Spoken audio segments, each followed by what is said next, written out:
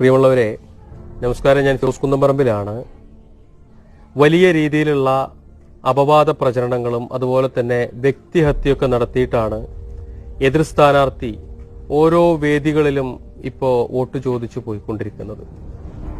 ഈ സമൂഹത്തോട്, തെരഞ്ഞെടുക്കപ്പെട്ട ജനങ്ങളോട് 10 വർഷമായിട്ട് താൻ ചെയ്ത പ്രവർത്തനങ്ങൾ എന്താണ് എന്ന് വിവരിക്കാൻ കഴിയാതാവുമ്പോൾ, ഈ 10 വർഷമായിട്ട് ഈ മണ്ഡലത്തിൽ ഒരു വികസനങ്ങളും ചൂണ്ടിക്കാണിക്കാൻ കഴിയാതാവുമ്പോൾ, ഈ മണ്ഡലത്തിലെ കുടിവെള്ള പ്രശ്നം പരിഹരിക്കാൻ കഴിയാതാവുമ്പോൾ, വീടില്ലാത്ത പാവപ്പെട്ട ആളുകൾ വീടിന് അപേക്ഷിച്ചിട്ട് ആ പാവങ്ങൾക്ക് വീട് കൊടുക്കാൻ കഴിയാതാവുമ്പോൾ, പൊളിഞ്ഞു വീഴാറായ ലക്ഷം വീട് കോളനികളിലെ വീട് നന്നാക്കാനുള്ള അപേക്ഷ കൊടുത്ത് കാത്തിരിക്കുന്ന ആളുകൾക്ക് അതിനുള്ള സൗകര്യങ്ങൾ ചെയ്യാൻ കഴിയാതാവുമ്പോൾ, ഇവിടുത്തെ പാവപ്പെട്ട രോഗികൾക്ക് സൗജന്യമായ ചികിത്സയോ അതല്ലാത്ത സംവിധാനങ്ങളോ ഈ നാട്ടിൽ ഒരുക്കാൻ കഴിയാതാവുമ്പോൾ, അങ്ങനെ എല്ലാ മേഖലയിലും 100% പരാജയപ്പെട്ട് ജനങ്ങളെ ഫേസ് ചെയ്യാൻ ഒരു വഴിയും ഇല്ലാതാവുമ്പോൾ, ഫിറോസ് കുന്നംപറമ്പിലെ വ്യക്തിഹത്യ നടത്താനും ഇല്ലാത്ത കഥകൾ പ്രചരിപ്പിക്കാനും വേണ്ടി മാത്രമാണ് ഉപയോഗപ്പെടുത്തുന്നത്.